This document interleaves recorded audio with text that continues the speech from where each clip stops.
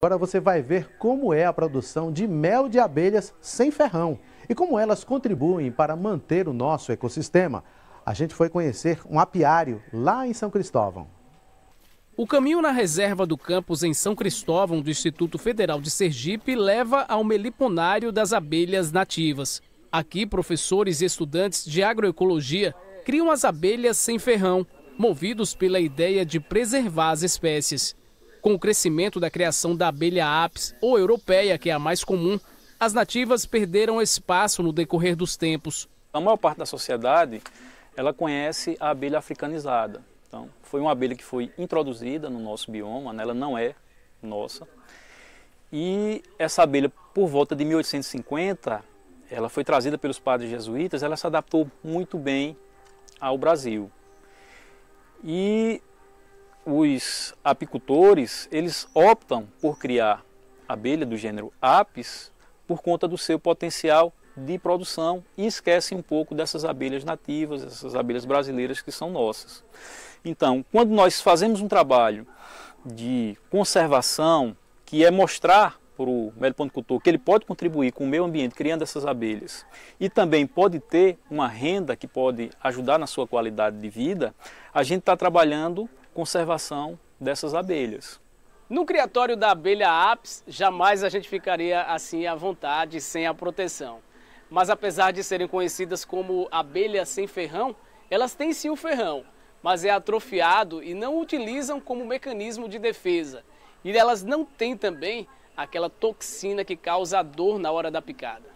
Valdir é o responsável técnico do meliponário. Ele explica que o projeto surgiu há um ano depois que se percebeu a necessidade de incentivar a criação das abelhas nativas. Elas têm grande importância para a manutenção dos biomas.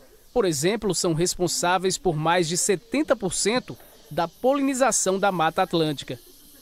Sem abelhas, nós não vamos ter a diversidade biológica de plantas na Mata Atlântica, porque essas abelhas são responsáveis por 70% a 90% dos processos de polinização. Por causa da alta produtividade do volume de vendas do mel da abelha apis, as nativas acabam ficando à margem da escolha dos apicultores. Mostrar para os meliponicultores que as abelhas sem ferrão também têm um potencial produtivo interessante. Então a gente costuma dizer que a meliponicultura é uma atividade sustentável, porque reúne o social, então ele é capaz de gerar renda para as famílias, é uma atividade produtiva importantíssima de geração de renda. Ele é econômico, porque aí vai fornecer diversos produtos, então o meliponicultor pode estar ganhando dinheiro com a comercialização do mel, com a comercialização de colônias, comercialização de própolis, de cera. E ele também é ambiental, pois esses insetos eles fazem um serviço importantíssimo para o meio ambiente, que é o serviço de polinização. Já é comprovado que o mel das abelhas sem ferrão é medicinal. Isso é um dos fatores para o preço dele ser bem maior. Hoje, o mel de apis produzido, que é um mel muito mais caro para produzir, pois precisa de equipamentos especializados, precisa de casa do mel. Então, existe um custo muito maior embutido, ele vende cerca de 25 a 30 reais. Essa atividade, que não precisa desses equipamentos mais sofisticados, ele é vendido a 150 reais. E além disso, por exemplo, o mel de uruçu, você ainda pode comercializar colmeias de uruçu. Hoje uma colmeia de uruçu é comercializada em torno de 500 reais por colmeia. Existem mais de 120 espécies de abelha nativa em todo o país, mas é possível que existam bem mais. O projeto cria 4 espécies: mandaçaia, uruçu, que está em extinção, iraí e jataí. Observe que cada espécie constrói na colmeia uma entrada diferente. Assim como nas caixas, elas fazem na natureza. A mandaçaia e a uruçu deixam barro na entrada e ainda enfeitam. A jataí faz um canudo de cera. Para conhecer mais o comportamento delas, a equipe adapta um prolongamento na entrada com um tubo. As abelhas, elas trabalham não só externamente na parte de polinização, mas internamente. Então, nós analisamos aqui com que ela entra e com que ela sai. Ela normalmente entra ou com água, ou com néctar, ou pólen, ou resina e barro. Isso pode sair com lixo ou com abelhas mortas que, devido ao trabalho, acabam morrendo dentro da colmeia. Então, elas não ficam com a abelha morta, elas retiram tudo que não for o comum delas, elas tendem a tirar. Não é difícil cultivar. Com as caixas é possível se obter um mel com higiene e facilidade de ser recolhido. Aqui elas se organizam na forma natural. Quando encontramos na natureza, elas se encontram em troncos de árvore.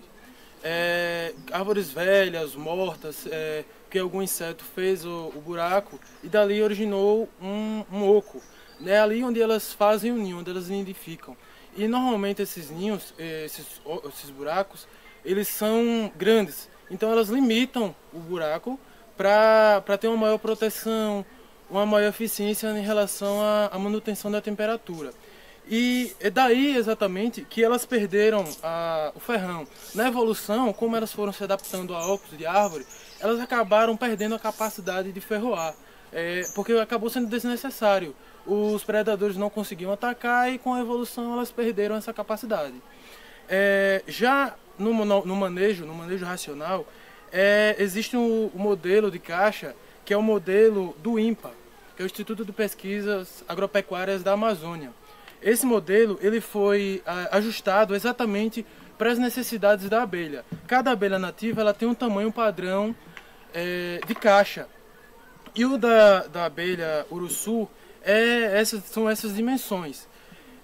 E aqui foi desenvolvido um modelo que facilite não só o desenvolvimento da colmeia, mas também a questão do manejo, divisão, coleta de mel.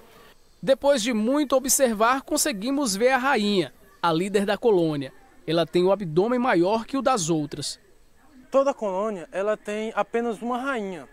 Pode ter algumas princesas, mas isso só de acordo com o desenvolvimento da colmeia. Quando a colmeia está forte, acaba se desenvolvendo uma princesa para dividir a família. Mas em uma colônia existe apenas uma rainha que ela faz o trabalho da postura e da manutenção da ordem da família. Ela é quem distribui o feromônio para dizer quem é que vai fazer determinadas atividades. A experiência encanta estudantes de diferentes cursos do IFS em São Cristóvão e mais ainda quem participa diretamente do projeto. A minha experiência nesse projeto está sendo muito gratificante, né? Porque, de uma certa forma, é um trabalho que contribui com a natureza. E desse projeto também vai gerar o meu TCC, que é trabalho de final de curso, com relação à agroecologia. Então, está contribuindo com a natureza, para mim é de grande importância estar trabalhando nesse projeto. O que todos aqui esperam é que o trabalho tenha resultados positivos nos anos seguintes. O meio ambiente vai agradecer.